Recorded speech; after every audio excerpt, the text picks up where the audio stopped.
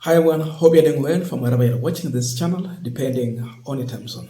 Now, Raila Odinga used to be the newsmaker in this country, but as of late, he don't.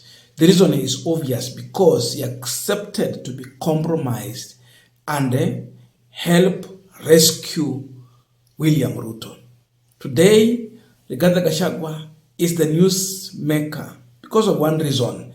He has decided to expose a man who has turned to be an oppressor of Kenyans, William Ruto.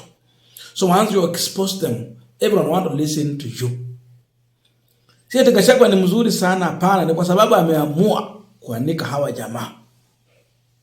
So he fit in that shoes as the newsmaker. Yesterday, he was on an interview with Yvonne Okwara at his current residence. And a lot is coming out. Gachagua has revealed something. Ruto was pointing fingers at members of parliament and saying they are corrupt. He mentioned about 150 million that was collected in the Senate to save, governors when it comes to impeachment. It's just bad to do that because M-Pesa gavana hatatoa kwake, ni ushuru ya wananchi, sababu hata mshahara yake haitakubali ile capitation account. He tried to say that there's no problem. He also talked about members of parliament taking 10 million bribe to pass a money laundering bill.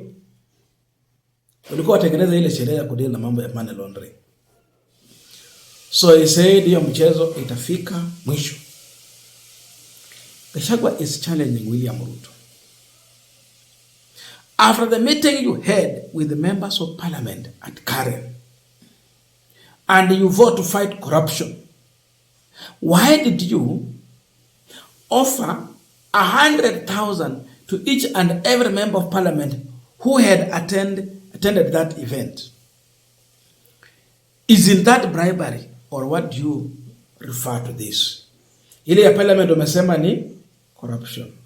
Na hii yako yenye ulikuwa unapea kila mbunge, maana kila mbunge ameenda pale, kila mbunge 100,000 each and everyone. Ruto, ulichukua mshahara yako ama ilikueje? That's Gachagua now challenging you. When he was talking in that meeting, after the meeting, he gave those MPs each 100,000. After complaining that they're asking for money and he doesn't want corruption, why was he giving them 100,000? Those MPs have salaries. Why was he giving him money? Here is William Ruto talking about corruption in the parliament. Now Gachagua is saying he gave 100, and we are asking, when you give this money and you are, trying to win the public confidence that you want to fight corruption from the parliament. This was William Ruto. In the Senate.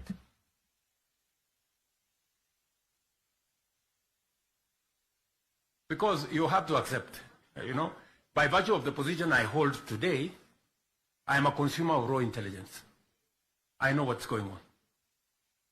Where does somebody find 150 million?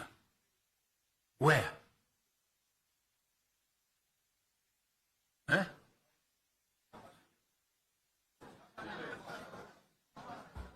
Is that his money?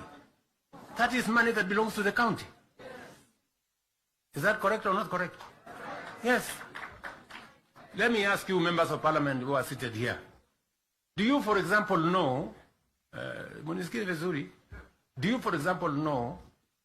that a few members of your committee collected 10 million shillings so that you could pass that law on anti-money laundering? Did you get the money?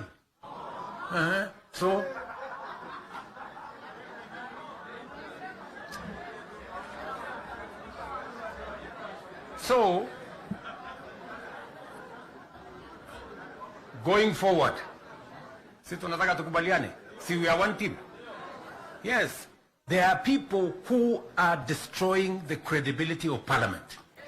Now, having looked at the president's statement, then the claim from Rigathi Gachagua, then where do you see the serious fight about corruption in this country? How do you see it in your own view? Before we continue with our discussion, I have a quick and humble request. For those who are watching the channel and you are not subscribed, please consider subscribing. To our returning subscribers, I must say thank you so much. And again, to all our viewers, please give the video a thumbs up. Thank you so much. And again, just another reminder, I am here requesting for your support. I've been running a program in the church to help raise funds to in order to help this church to purchase the church instruments. The youth in the church actually approached me. They asked me, please support us. I managed to get them a piano, but it's not complete. Most of the youth in this church are here in Sabata Technical College. It's just in the neighborhood. They are students. So I looked at the situation, and the boys who are outside, and even girls, in engaging in other unlawful activities, and we said church is one of the areas where we should find this youth, and it will keep them busy, and they will get counseled in the church. So I'm coming to you requesting also for the support in order to realize the request from the church. I looked at their budget, about 60. So whatever you can afford, it will help in one way or another in order to help these young people so that they can have humble time in that church. So please, you can send in your support through my number, 0708 34 0092. The name is Charles Inangungwa. 07, I repeat, 0708 34 0092. Thank you for those who have already sent in their contribution, and thank you for those who are planning to send in their contribution. I know it is only God who can reward you. Thank you so much, and back to our discussion. Now, with Rigathi Gachagwa's claim, it is only Gachagua, members of parliament, and William Ruto who knows the truth about the bribery. Sisi hatujui, lakini Gachagua amesema. So he's challenging William Ruto to come and say the truth about giving members of parliament 100,000 each. It is members of parliament now to come out and tell us what they were given in that sitting. Yani kulikuwa tuna allowance sijui ni aina gani hii ya 100. Hata chama sijui iko na hiyo pesa ya kupewa bunge hii, hapana. This is the man who said he wanted to fight corruption, and he first started by pointing finger at members of parliament. Hata ukionyesha kidola, alafu at the end of the day you end up giving them 100,000 without explaining to them how, where you got the money and why you are giving this money. Sasa unaanza kuwapoesha ile pressure ulikuwa umeweka. So how do you stop bribery?